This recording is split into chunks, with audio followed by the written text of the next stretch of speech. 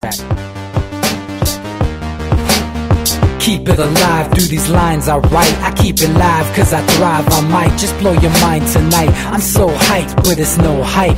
From this height, it's direct hits on sight. I'm your type, lend me your ears to show you that there's something in me. I'm not giving up, I'm standing right here, holding these days hostage. And I'll make this my year. We turning fear into love, and the love's in the air. I love doing this cause nothing compares. Nothing can share that same type of feeling when you feeling them flares. They can't catch it, it's havoc. I rip to a tear, switch the scenario. My stereos, I leave them impaired. Variables start to change and they're all in my range. I just gotta grab it, it's all mathematics. Every step is drastic, I make it fantastic. I'm trying to take your breath away. Asthmatic. This is live through the stereo. Go and let it blow, blow through the stereo. I'ma let them know through the stereo. Yo, here we go through the stereo, stereo. This is live through the stereo. Go and let it blow, blow through the stereo. I'ma let them know through the stereo. Yo, here we go through the stereo, stereo.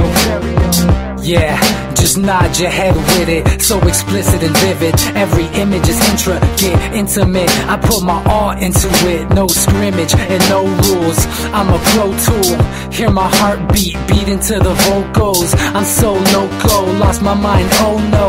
It's ponderoso, dope, so no overdose, cause it's dope, yo. Man, this is house grown, mixed with some milestones. So I let the style flow down like the Dow Jones, bringing it with some foul tones, letting the crowd know we getting loud, so it's eardrum rudiments. Yeah, we bring it rude again. Move, little hooligan. Music for tuning in, full time to the 10. I'm on my clock like I told you. I'm doing this for dreams we pursuing. Hey everybody, welcome back to the Anti-Media Radio. Once again with your host Nick Burnaby here on UCY.tv. Thank you guys for tuning in. Make sure you check out our website, theantimedia.org, and make sure you bookmark us here on UCY.tv so you can catch our show on Monday, Wednesday, and Friday at the same time. And we're actually talking about adding 2 more shows into the mix so that we'll have Tuesday and Thursday. And I'm also joined here in the studio on location here in Birmingham with a few of the people that may be picking up a few more shows with the Anti-Media, which will be awesome. So I'm joined here in the studio with SM Gibson. How are you doing tonight, man? Doing good, man. What's going on?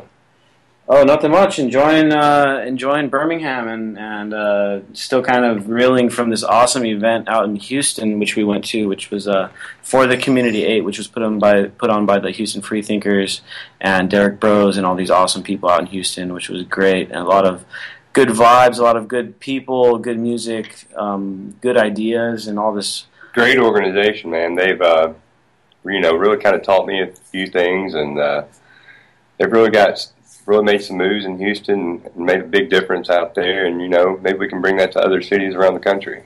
Yeah, exactly, and I think it's building, and I'm out here in Birmingham and here in Alabama down in the South, and I'm kind of realizing that a lot of people around here are kind of on the same page. People are starting to realize that all the stuff that we've been told for so long. We've been fed all this.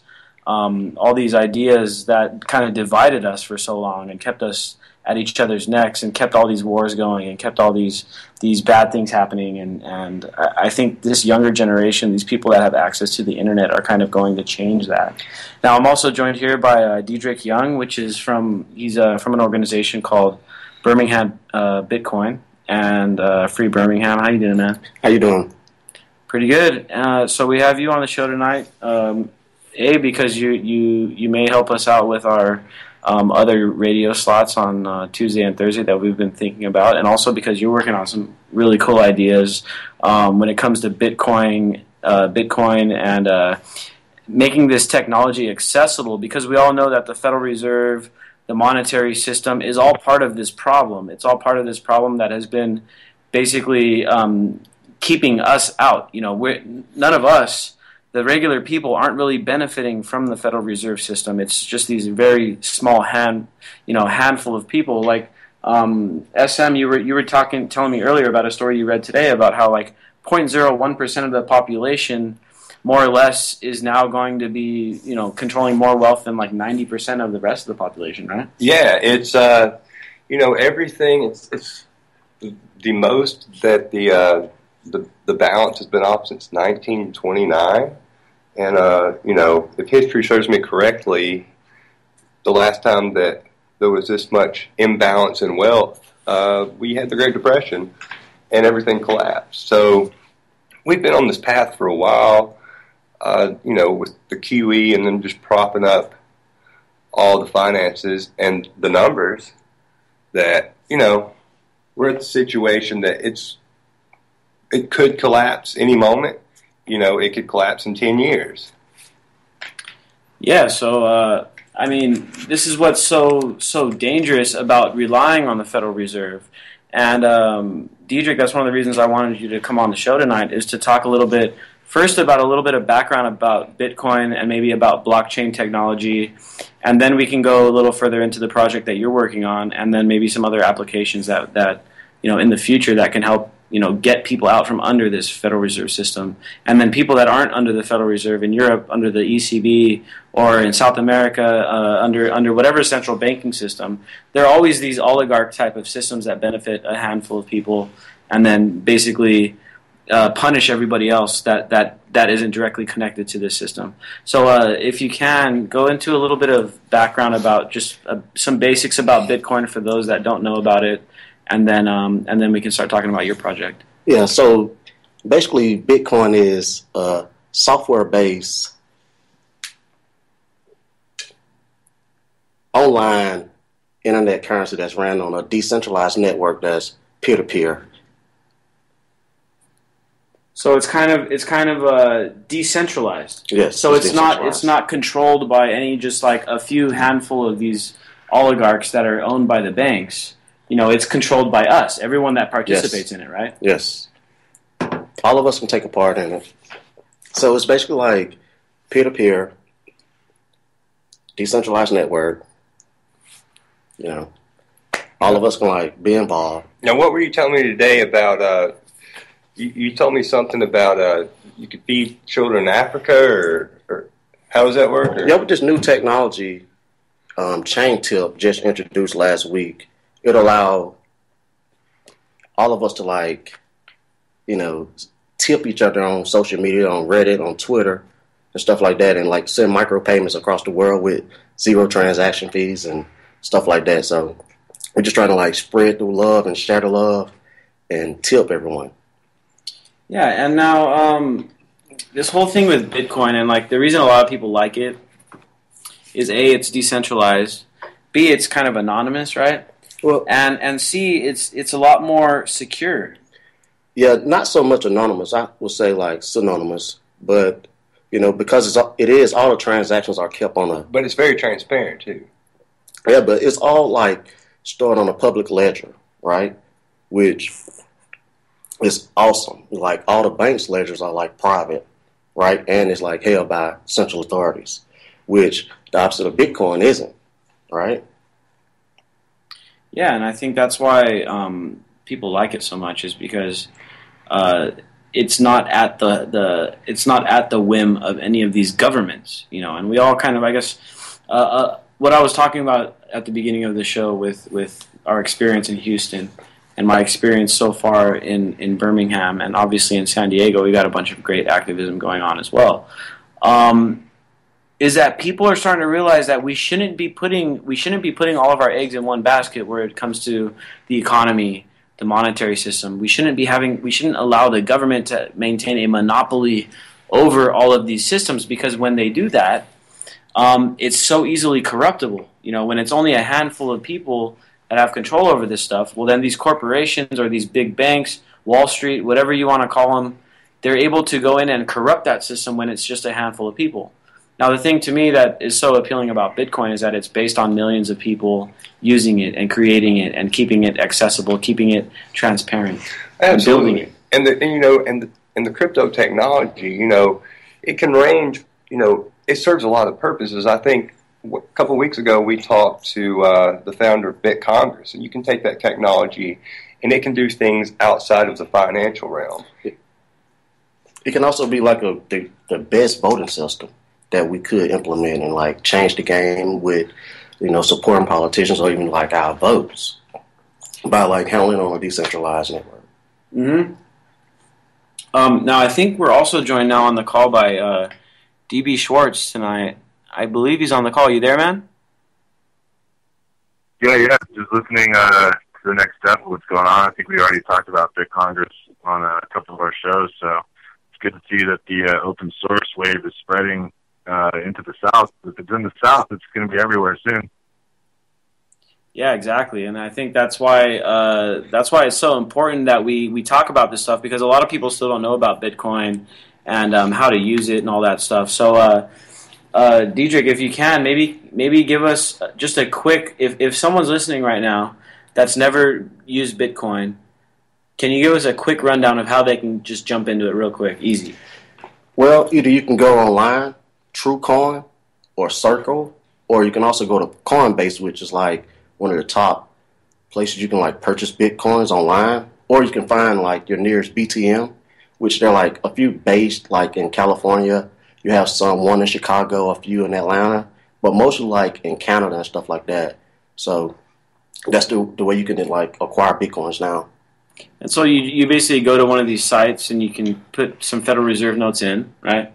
And then it'll convert it over to Bitcoin for you. Well, you can either use your credit card with it online, but we're doing it online. But if you went to, it's a few ATMs that's out there like BTMs. And aren't you bringing the first Bitcoin ATM the first in Birmingham? Bi-directional Bitcoin ATM. And it's like manufactured by BitAccess, and you can also like go up to it and use fiat currency to also get Bitcoins, or you can also walk up and sell your Bitcoins for fiat. Nice. And so like in the current state of things, it's kind of important to be able to convert it over to fiat because a lot of places don't accept Bitcoin.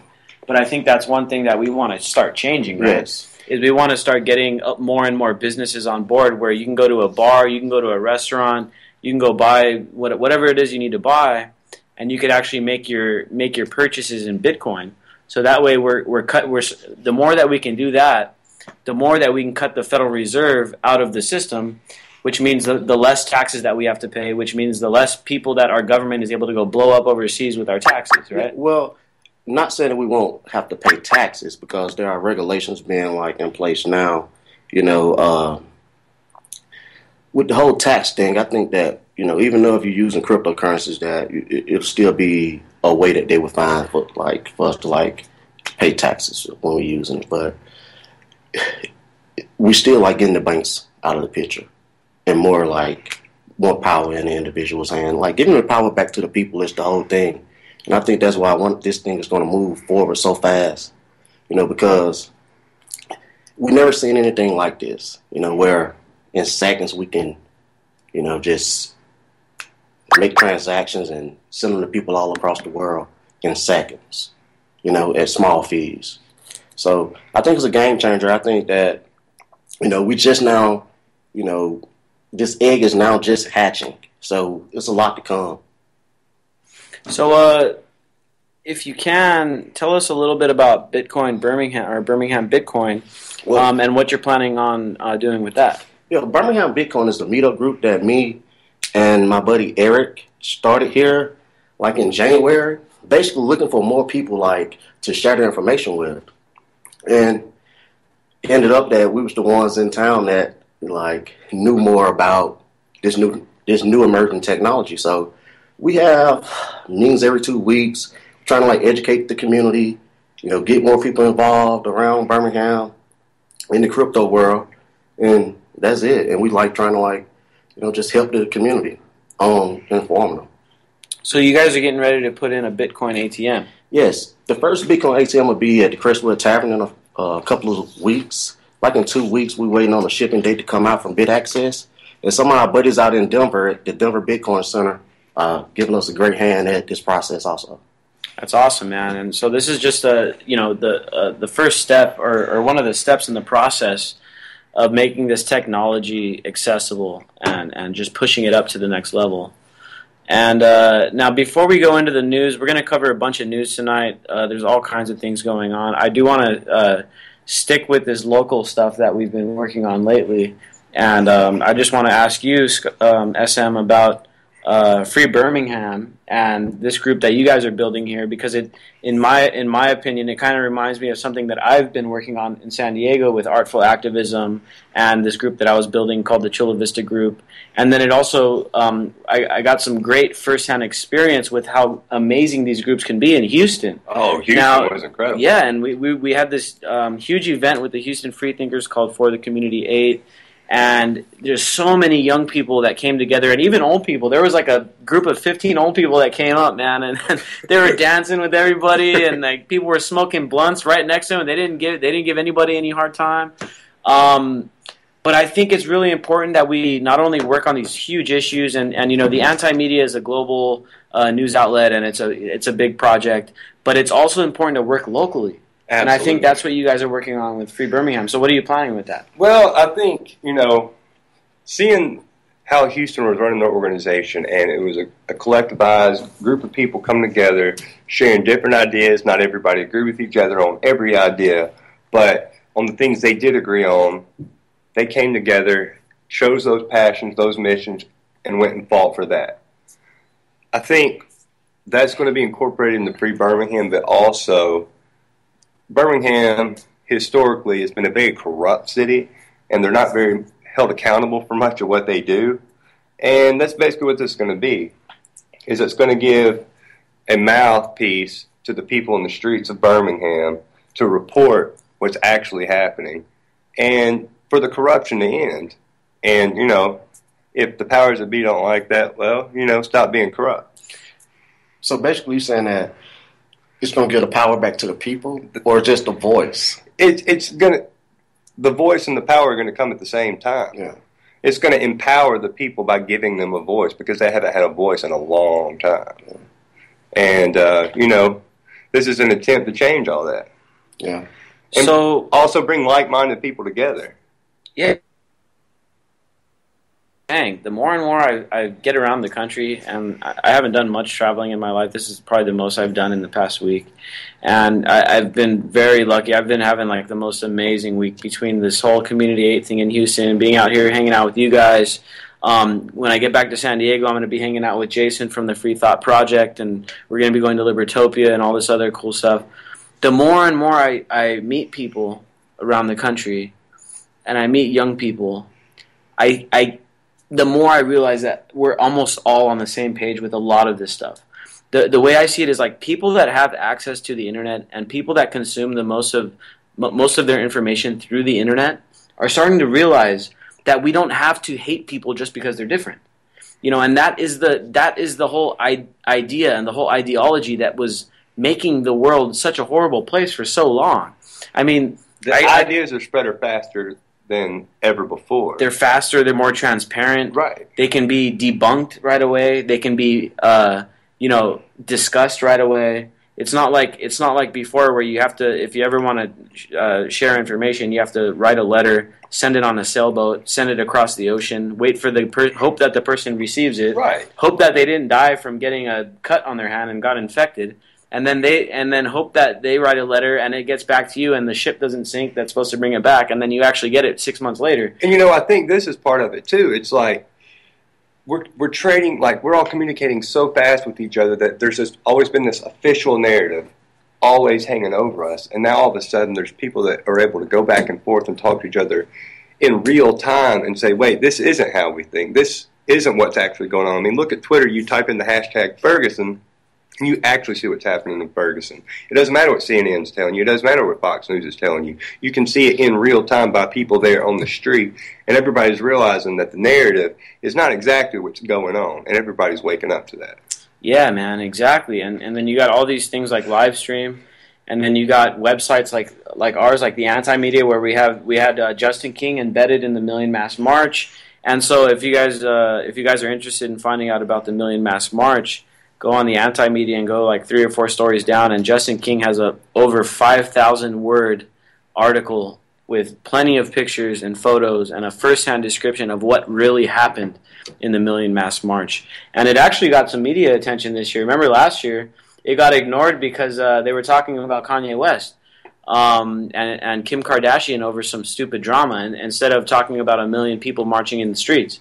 But this year we didn't let it happen because now we've come a long way in a year. Now we've got our website has gained a lot of followers and reach, and when we're reporting on things like the Million Mass March a couple months before, whereas we wrote, how many articles did Justin King put out about the Million Mass March before it happened? Right. So we're able to use our news outlets to spread these ideas and make sure that they're going to be heard about. But I think it goes back to what we were talking about with Free Birmingham. I don't think people are looking at and saying, okay, well, you know, there's this site or there's that site.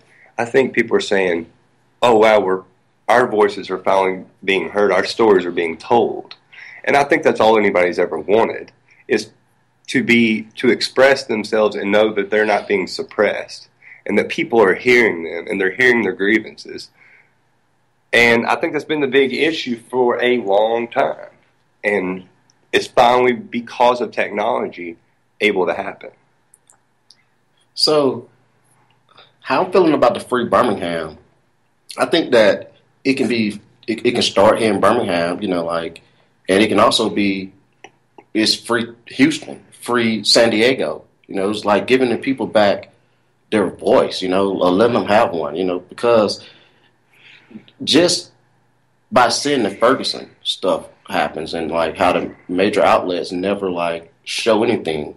So I think that it's real important for, you know, groups and things like Free Birmingham to like, you know, upspar in different cities. And just basically giving the public back their voice, you know? Exactly. So you bring up a really good point, and I want to let's put out some ideas here for anyone listening, no matter where in the country or the world you guys are listening, because I know we've got some listeners in Australia and the UK and New Zealand and other places around the world, and Mexico and stuff. And not everybody knows exactly how to go about making something like Free Birmingham or the Houston Freethinkers or the Chula Vista group, like the group that I was working on. Let's throw some ideas out there real quick about how we can start kickstarting these ideas all over the place, man, so that they can start I don't know, Free Florida, Free Miami, I don't care, anywhere. What can you tell us, SM, about, you know, getting started? And I want to kind of reference John's speech at the Community 8. And John Vibes, he's an awesome writer, and he's got fantastic speech, great writer. Yeah, and he's got this this new book as well called Alchemy of a Timeless Renaissance, and of the Timeless Renaissance. Sorry. But he gave a speech for the Community 8, and I think this kind of rings true with what we're talking about right now with starting up these local groups. But one point that he made that really resonated with me was that for the most part, what's stopping all this stuff from happening is ourselves. It's our own insecurities and us. It's us feeling like, oh, well, what if we fail, or what if, you know, someone thinks it's stupid, or what if someone thinks we're crazy, or whatever. Well, you know, all of that stuff, thinking that someone is going to think something, it actually is coming from within you, right? It's our own insecurities. It's our own fear of failing. It's our own fear of thinking our ideas aren't valid. But, you know, here's the thing. Just the fact of having ideas is good. Absolutely. And being able to express it. So the first step, the one thing I want to bring into this about anybody listening tonight that is thinking, hey, I want to start a group in my area where we can talk about like real stuff. We can talk about alternative currencies. We can talk about politics. We can talk about the drug war. Judged for it. Exactly. The first step is letting go of all these doubts, all these insecurities that anybody has, that anybody listening, you doubt yourself and all that stuff. Well, we got to let go of that stuff. You touched on it for the community. You gave a speech. You know, Mr. Humble over here is not going to tell you he spoke. And the democracy of one. And that's what it all kind of boils down to. It's, you know, you make your own decisions and your own passions and you run after them. Don't worry about other people. Live your own life. And that's how you pursue anything you want to do and forget the judgment. Exactly. You know, and well, it's not so much like don't worry about other people. We got to worry about people as in we got to help people. Right, but but we don't got to worry about what them judging us, right. Man. And the cool thing is that what I've noticed out of all this stuff that I've been through in this past week is that these younger people, I don't want to give a specific age, but let's just say under 40. The people that have been consuming the majority of the information through the internet, they aren't judging you. Your peers aren't, the peers that actually matter aren't judging you. They are going to be encouraging you. They're going to be saying, dude, that's a great idea. I like those ideas. Right. I like that you're talking about this stuff.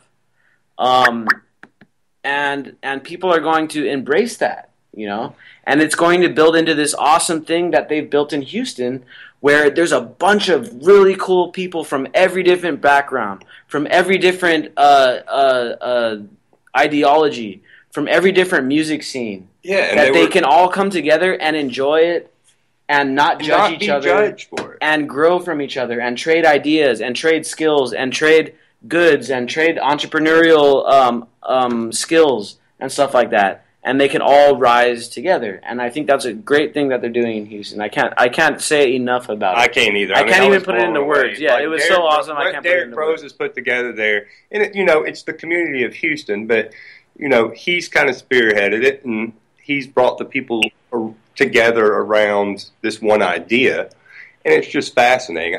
If they could do that in every city in America, we would all be better for it. Yeah. I think that it's great that now we have the technology that people can take care of people, and we can like share ideas and we can talk and like share information like so fast now and move forward on it. Like in the past, a lot of people just like sit and just say what they're going to do. I think now with the younger generation or the age group, they're not like holding back on anything. We're like trying to move forward, and people are tired. People are sick of everything. Yeah. I mean, look at Ferguson. Yeah, look what's Mexico. about to. Yeah, look at Mexico. I mean, they're sitting there in Acapulco. They're, protests are going off crazy. Look at Catalonia right now in Spain. They're ready to fucking break away. Yeah, we got Manny. Actually, Manny's on the line now from San Diego, from L.A. Or I don't know where you're at right now. I'm guessing you're in L.A., man. How you doing? Yeah, brother. Just went to red carpet on Saturday. Went to the LAPD's. The spying people had a town hall meeting down here about the Dorns. They don't want LAPD to use those Dorns that were sent from Seattle and stuff like that. Thanks to that brother that mentioned Acapulco. For a minute, I thought, hey, Nick forgot the brother in L.A. He forgot what's happened in Acapulco. You know what I mean? I love Ferguson, but, man, let's get real. Acapulco is happening. We have taken over the airport. We're throwing rocks at cops. I mean, it's happening down there. And so I invite you guys and definitely DB Shorts and Nick. I got some bulletproof passes for you guys to go do your show up there in Acapulco. I mean, right in the middle, of the whole thing and stuff like that, But one of the ways you can help basically put the word out, you got this brother, that's been very busy and everything. I didn't even know about the Houston thing. So I think communication is very important, not only in the vanilla language, but you got to throw it out there in the mocha language. You know what I'm saying? Forget about the borders. Throw it in Spanish. Throw it in because that's what the town hall was all about too. They're throwing the information in Asian, Spanish and English and stuff like that. And I think communication is very important and stuff like that, especially for a motivated guy like me. That is all over the place. I didn't even hear about Houston and stuff like that. Nick forgot to send me the memo, but it's okay. I'll cut him some slack because I like the brother, And DB Shorts, man, he's on top of it and stuff like that. And I think, he's over there in Houston and stuff like that. But I can't wait till you guys to go see Acapulco. I'm going to be sending you some information, Nick. I mean, those people it's happening down there and stuff like that. And so, and I love to see, these brothers promote, because I'm into the coin. I really am. I like to see it promoted in Spanish because I need to educate my people and stuff like that, Awesome, man. Yeah, dude, thanks for the input, and we really enjoy your calling in because you always bring up some awesome ideas. Now, this stuff that's going on in Mexico, and I was just telling SM a few hours ago, we were watching some video and stuff about what's going on, and I'm like, dude, Mexico is very, very close to having a revolution, man. I don't know if it's going to be in a few months or a few years, but it's going to happen because the people there have had it with the corruption. The government is absolutely corrupted, and the cartels are just another side of the other side of the coin, basically. And not only that, but these feelings They're not just in Mexico. They're not just in Ferguson. They're not just in San Diego. They're not just in Birmingham or Houston. These are ideas that have been boiling over everywhere. All these countries. I mean, the Arab Spring, the unrest in Spain, the Indie referendum in Scotland. I mean, everywhere it's happening. People are awakening to the injustice, the corruption, the central banking that's been taking advantage of us, the financial hegemony which has been dictating the foreign policy and all this stuff. And you know what? You know what woke people up, Nick? It's the technological hegemony that we see right around the corner with the drones in the skies 24/7. And if you do something they don't like, they'll just hone in on you and take you out. I mean, that's not that far away, and I think that's what people are. That's why it's growing, man. People see that Terminator future is already happening in the Middle East, and it could easily come over here. Yeah, exactly, man. And fortunately, the time has come where people are waking up to this stuff because our time frame is getting cut short. Because, like you mentioned, the Terminator reality is very, very close, and in fact, it's already here for a lot of people in Pakistan, Yemen, and places like that, Somalia. The Terminator reality is already there. I mean, these people are already being watched by these unmanned drones that are being flown using computer programs and algorithms and bombing people without even being instructed by a human. I mean, a lot of these bombings are based on heat signatures. It's just pure metadata now. It's just pure metadata. Oh, yeah. Like, they literally will just look at what you've done on your phone, and a missile gets shot at you. Yeah, there was actually... You guys are talking about, getting together in a place where you can have a safe zone and talk about anything where everybody's, LGBT, gay, mocha, vanilla, basically, dark chocolate brothers and sisters and stuff like that. You guys have something happening down there that we need to save in San Diego County, El Che Cafe. I mean, you can be anybody. You can be whoever you are. They let you be outspoken. Maybe not the university, but El Che Cafe. And look what the university's trying to do to El Che Cafe. They're trying to stop them from talking and thinking outside the box and stuff like that. And that's why it's very important to really get together and stuff like that, like doing your show and communicating with, having a whole different type of people, from different walks of life, different cultures. Don't forget the ladies. I can't wait for Nick and DB to, invite a lady. Nothing against you two brothers. I mean, down there in Houston, hello from down here from North Hollywood and stuff like that. But, we need to have that feminine, basically ideas too and stuff like that and just share it with everybody. But in Che Cafe, you know what I'm talking about, Nick and DB. Yeah, exactly. Yeah. And, that's I'm waiting for Mexico to have its ISIS moment and people from up here start going down there to fight the government. Oh, it's already happening, man. There's I read a story a while back about a lot of kids from LA going down there to join these auto defense groups and stuff like that, dude. But this is one point that Manny made that I really want to talk about is providing these platforms, and I think these ideas that we talked about, like Free Birmingham, Houston Free Thinkers, San Diego Free Thinkers, is providing this platform, this forum for people to come and be themselves and speak out and talk about ideas that matter to them and have support for those ideas. That's ultimately all people want. Exactly. Just to be heard. Exactly, and if we can keep building these connections and building these networks, and I look at it like a bunch of little bubbles, and if you have enough bubbles, then it turns into foam, and that's what we need is a foam that covers the whole world with ideas and free people that value freedom above all, but that also have a bunch of ideas that they want to, talk about and put into action, and a place where they can freely talk about these without worrying about being judged or persecuted or having the cops called on them or thrown in jail just because they use medical marijuana, anything like that. I mean, this is what we need to create this next level, this next renaissance. You know what I mean? This new enlightenment era is coming. It's here. Bigger than one topic. It's already here. I saw it happening in Houston. I see it happening here in Birmingham. I know it's happening in San Diego.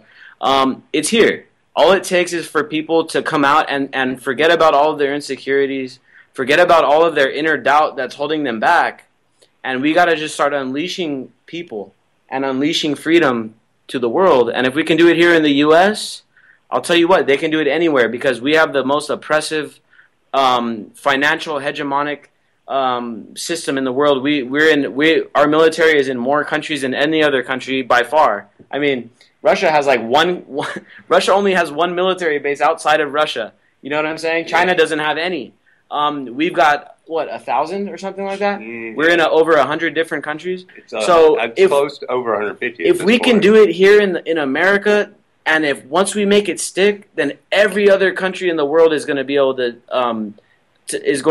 to step up and rise up. And once we can end the drug war, then Mexico can automatically come out from underneath these cartels and underneath this corrupt government. You know what I mean? We got to do it here. We got to do it now, and then everyone else in the world can start benefiting from all this freedom that's going to come about. We mentioned it earlier, but here's the problem too. Scotland, they had a shot at independence, and what you can say about voting and how that worked out. But Catalonia in Spain, they're ready to break away, and they just did a preliminary poll, and it's 80% that they want to break away from Spain. So do you think their voting systems are being rigged? Yes. I wouldn't doubt it. And let's think about it. They got those electronic voting systems. Yeah. Or they hacking democracy. I mean, the whole Or they got paper ballots. And paper ballots, you can dump those. You can burn paper ballots. You can stuff them in the trash. But that's why we got to also not forget about the technological side. It's one thing to break through at a personal level. It's one thing to let go of these insecurities. It's one thing to start embracing open ideas and stop judging people. But it's also, we have to remember, the technology that we have access to right now, like Bitcoin, like smartphones, like internet, like all these fast communications and all this stuff. We got to combine both of these things because then we can implement something like BitCongress, where we have a internet-based voting system that has a public ledger that we can keep transparent, that every single person that votes can audit. You know what I'm saying? Because right now, nobody can audit the voting system. The voting system... Imagine if every time they did something you didn't like, you just recalled them. Every time. Absolutely. You just started a recall. Well, too, also, it's like people get this idea of there's government, or there's a system, or there's the media, or there's this, and there's always these systems in place. But at the end of the day, it's a human being just like me and you sitting there talking to each other. It's always just humans in a room making decisions. It's nothing more than that. These systems, it's all things that are made up in our minds. It's just humans that are greedy and selfish. We can fight it if you realize it's just another person just like you. There's not some huge system. There is no Illuminati, man. The Illuminati is a psyop. It's made up to make us all think that there is this crazy Illuminati that we can never conquer. Yeah. You know what I'm saying? Why else are they going to have all these stupid celebrities talking about the Illuminati out in the open if it's such a big secret? Yeah. These guys aren't going to be talking about the Illuminati. Jay-Z's not going to be throwing out the little triangle thing every time he performs. All that is to make us think that there is something out there that is so much bigger than just a few greedy human beings sitting behind a desk that are 0.001% of the population that are controlling the rest of us. That's all it is. It's a handful of old white guys that are very old and frail that we can kick them in the knee and their knee would snap in no time. Here's the thing, and that's all they are. It's not necessarily what people think it is, because, it's not always old white guys, because a lot of it's just Saudi Arabia and old white guys. Because Saudi Arabia is doing a lot more than people realize. Whether it be 9/11, whether it be anything that's going on in the Middle East. War in Syria, the petrodollar and all that stuff. Yeah, man, but these are just partners of these guys. And when it comes down to it, they're just other human beings, right? And they're able to That's all it is. They're able to keep us under this psyop, which is what really is. All you gotta do is look at who won World War II for the U.S. Those are the same dudes and their heirs that run everything today, and you can track it back to that, and they're the American royalty. And they're the new class, man. They're the capitalist class. They don't need a crown to dictate. All they need is this printing press called the Federal Reserve, and we keep going to work for the dollar bills. You're absolutely right. And what's so ironic about all this is that our government has done basically exactly the same strategy of what Hitler has done, except when he rolled through countries, he kept up his flag for his country. When the United States goes into another country, they let them keep the same flag, but they implement the government. And everybody's like, well, they got to keep their flag, so it's okay.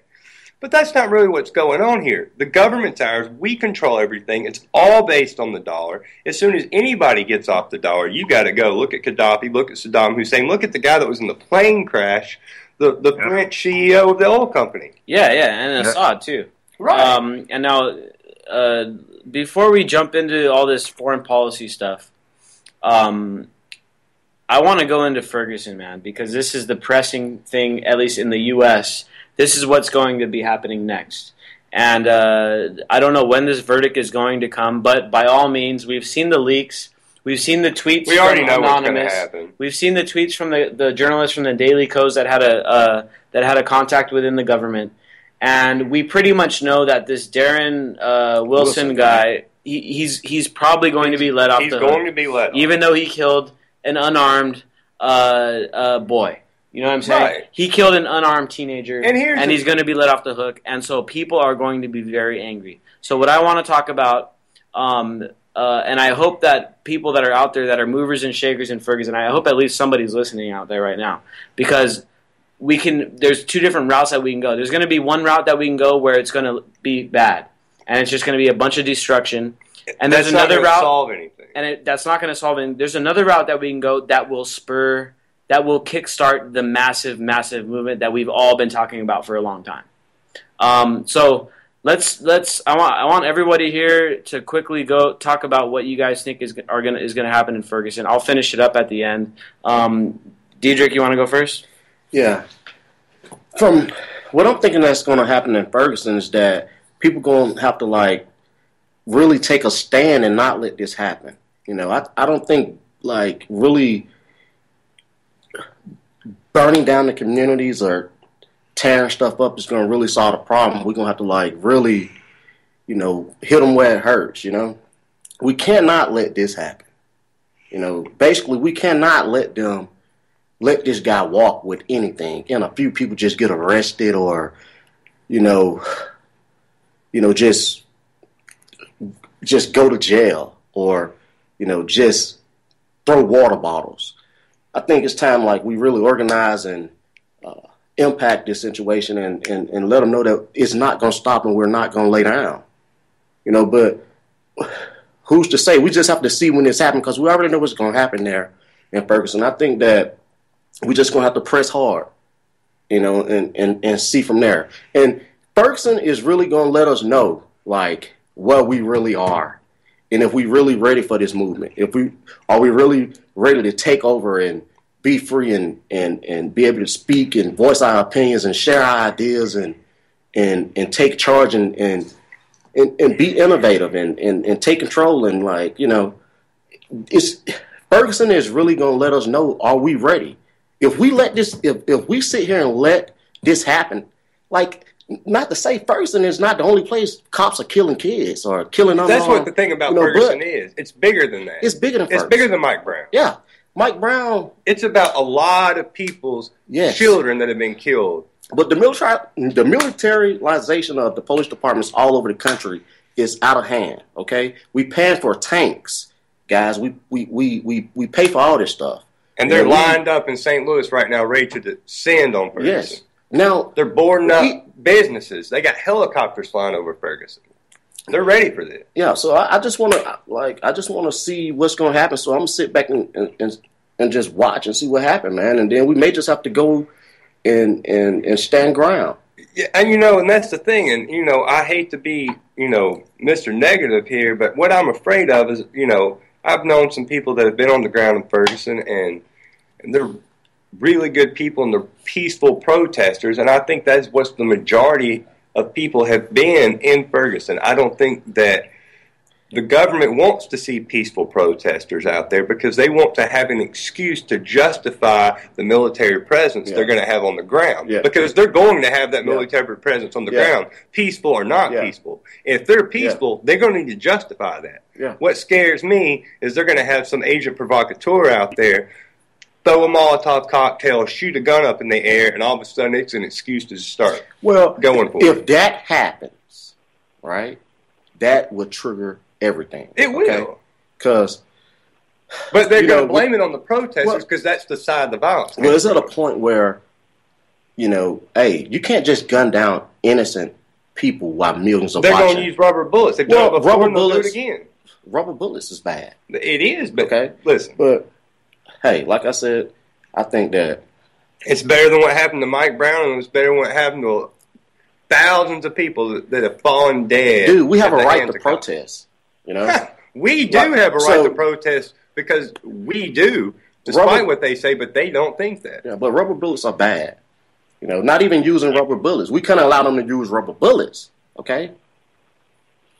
So I want to give everyone a chance on the call. DB, if you're ready, man, why don't you go into real quickly what you think is going to happen, what you think we should do, or anything you want to say about Ferguson real quick before we go to Manny.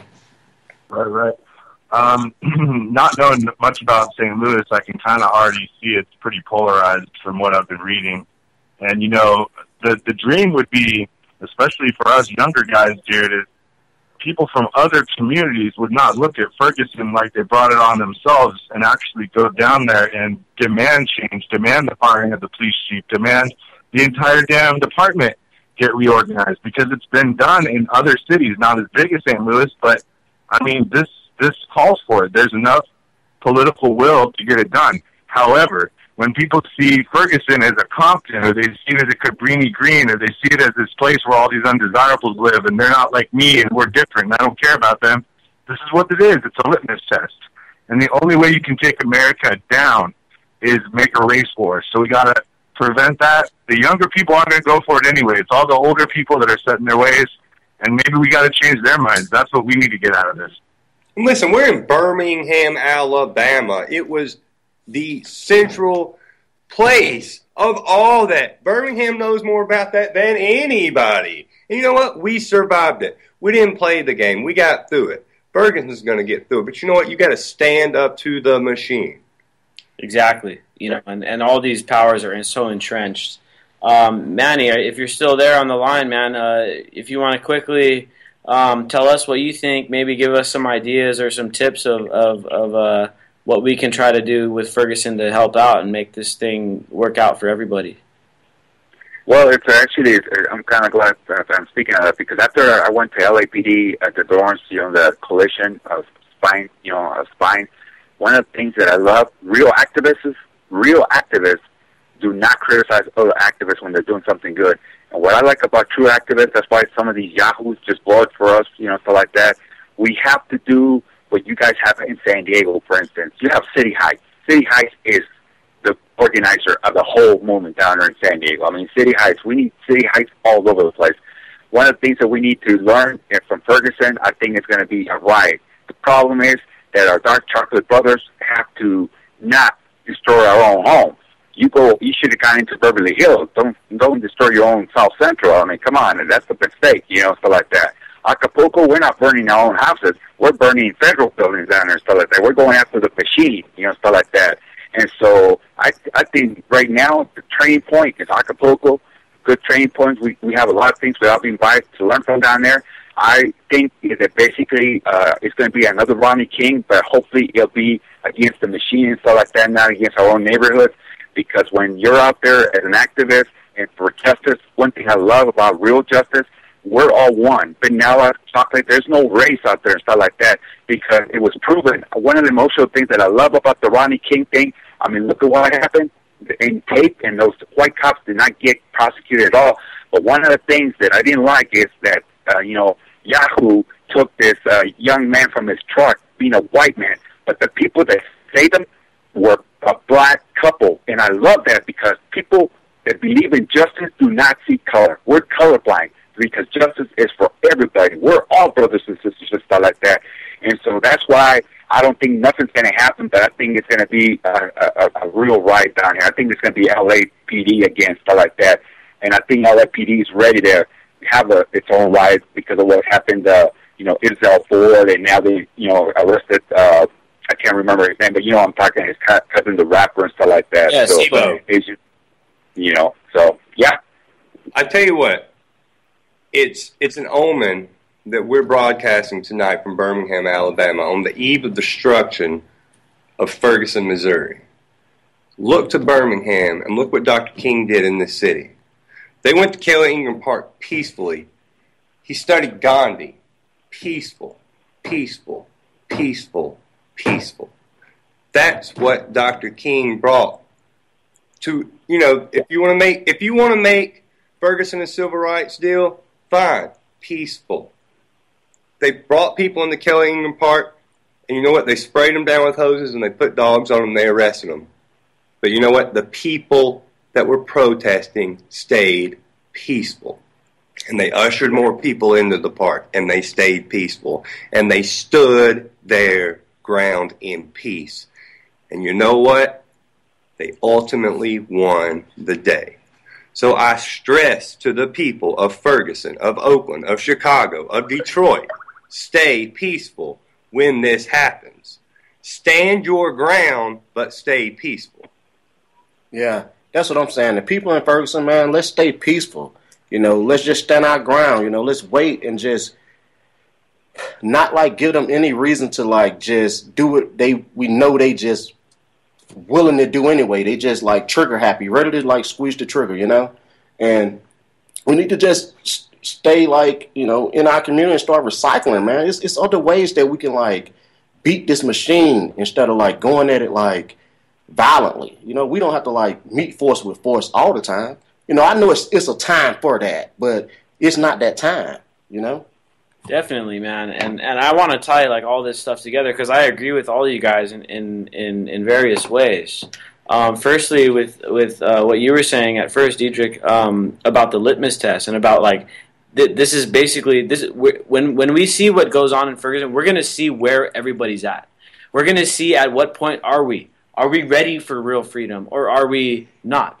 Are we ready to stand our ground while staying peaceful, or are we going to not? Are we going to let our rights get trampled? Are we going to let justice not be served? Are we going to let these cops keep getting away with killing people? Or are we gonna make sure that we get justice?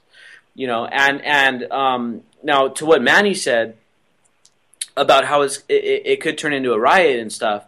Now I'm hopeful because if you look back, what Mike Brown was killed 3.5 months ago or so. The protests haven't stopped. They've been going nonstop. And I'll tell you what, they've been getting more organized and more organized and more organized. And they've been doing training. And they've been learning the nonviolence. They've been learning the Dr. King tactics. They've been learning the Gandhi tactics. They've been doing it for 3.5 months. So if there are a bunch of people start throwing rocks at the cops or start shooting guns at the cops, I'll tell you what. I'll say, if you see anybody being violent in Ferguson, you know what? It's an agent provocateur of the government. You look at them and go, CIA, and punch them in the face. Exactly. Not so, I wasn't going to go that extreme, but yes, I agree. If there are people out there trying to provoke some dumb shit happening, they are probably agent provocateurs. Exactly. Because these people in Ferguson they've been protesting every single day for 3 months. They are well organized. They are trained. They know what they're doing. They understand that nonviolence is the most effective way of going about bringing justice and bringing freedom and equality and stuff like that. And now I want to just add my 2 cents into this thing about what I think the direction is the most valuable direction to go in when it comes to Ferguson. And after I talk about this, I want to hear you guys' thoughts as well. But I think what we need in Ferguson is a Tiananmen Square situation where it's not where it's the police state comes in and there's a bunch of tanks and shit inside of Ferguson. Because at this point in time, right now, the tanks aren't there yet. They're in St. Louis in staging areas, and all the cops are in St. Louis in staging areas, and they're being trained, they're getting prepared and all that stuff. But what we need are peaceful human chains. We need sit-ins. We need non-compliance. We need to block these roads where they want to bring these tanks in. We block those tanks from coming in. And we don't throw rocks at them. We don't throw Molotov cocktails at them. We don't throw anything at them. We sit there in the road peacefully, and we have our live streamers broadcasting that shit as it's happening. and then we let the cops decide. Are you going to be violent? Are you going to go against the community? Or are you going to respect justice? Are you going to let us speak out? Are you going to let us call for justice? The town you're sitting in went through this fucking 40 years ago. And so, if we can do that and have the discipline to say, you know what, we're going to stay nonviolent, we're going to have a moment right here where you guys the government is going to have to choose. Are we going to go in and start beating the shit out of our own citizens? Yeah, they're doing civil disobedience. Yeah, they're blocking a couple streets, but they're not hurting nobody. Are we going to go in and start hurting them with all these cameras on them?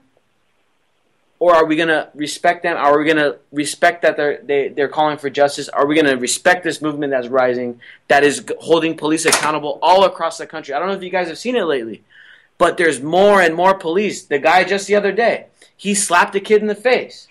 That cop slapped a kid in the face, and you know what just happened to him? He got arrested. Yep. He got arrested. So justice is starting to become served. We need to turn everybody into a citizen journalist. Here's the we thing. need to turn Pick up your phone. all these phones on, turn the cameras on these people. Remember the tactics of Dr. Martin Luther King. Remember the tactics of Gandhi. We remember Tiananmen Square. That is still one of the most symbolic images in the world. Tiananmen Square is still one of the most symbolic. Anyone that sees that tank with that guy standing in front of it, they know what that is. Yeah. That is what we need in Ferguson. We don't need people crashing windows and all that crap. Now, I'm not completely against that. But I think what Manny was saying is correct as well. If we're going to go destroy stuff, start at Walmart. Start at the bank. Yeah. Start at the police station. Break that shit. If you don't break anything, by the way, but if you need to, don't break it in your own community. Go to the people that did something to you. When you hurt your own community, you're hurting yourself. Yes, and now we got to keep in mind, man, that a lot of those riots and a lot of the people on the ground were saying, you know what, a lot of the stuff that was happening was agent provocateurs. We don't know, they didn't know who those people were. They weren't from Ferguson. A lot of the people that were starting these looting and all this stuff, they weren't from there. The people that were from there, you know what they were doing? Shutting down Walmart. They were marching on the police station. That's what they were doing. The people that actually were in there. So, you know, this is what we got to do. We got to keep in mind that all this stuff is all a PR battle as well. It can all be spun by the stupid corporate media because the old people still watch that shit. Even though the young people are looking at the live streams, we're looking at Twitter, we're on Facebook trying to figure out what's actually going on. These old idiots that are the ones that actually vote, that can basically control the politics, they're all watching TV and they're going to be able to say, if it can be spun, it'll be spun in a bad way. If we can create a Tiananmen Square, if we can resurrect Martin Luther King, if we can resurrect Gandhi and Ferguson, there's no way that they're going to be able to spin it. You know, here's the thing. We talked about Free Birmingham tonight. We talked about free this. You know what? Free Ferguson. # Free Ferguson. Period. There it is, man. We're going to do the Twitter storm? Let's do it. Free Ferguson.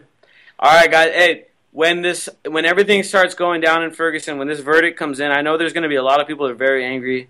A lot of people are going to have a lot of emotions, but we just got to keep in mind there's a bigger game to play, right? And it's not just, you know, it's a lot bigger than just Ferguson. It's the whole country, and it's not just police brutality. Police brutality is getting worse and worse, and you know, less and less cops are coming under violence. Like the amount of cops that are killed every year is actually at an all-time low. But we got to keep in mind it's police violence, it's the Federal Reserve. It's financial hegemony. It's World War III. It's all tied in together, and we all got to kind of stand as one, no matter what part of the movement. The media giving a certain narrative over the top of all of it. No matter what movement you're in, you should have an interest in Ferguson, and you should have an interest in standing with the people of Ferguson and standing for justice. Human rights. Correct. Yes, because stand for your right not to get shot with your hands up by the cops. Exactly, man. And if we can all elevate, we can start with one issue and it spreads like a wildfire. It's like a virus. That's why they call it being viral, because it is like a virus. It catches fire and it starts spreading and spreading. And these ideas of freedom, man, and I hate to keep repeating it, but going back to all this stuff that I witnessed in Houston and all around the country, it's happening, man. We're there. People are getting it.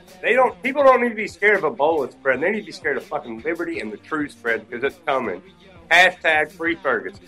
And that's it, man. Yeah. This is it. It could be happening in the next few days. I'ma let them know through the stereo. Yo, here we go through the stereo.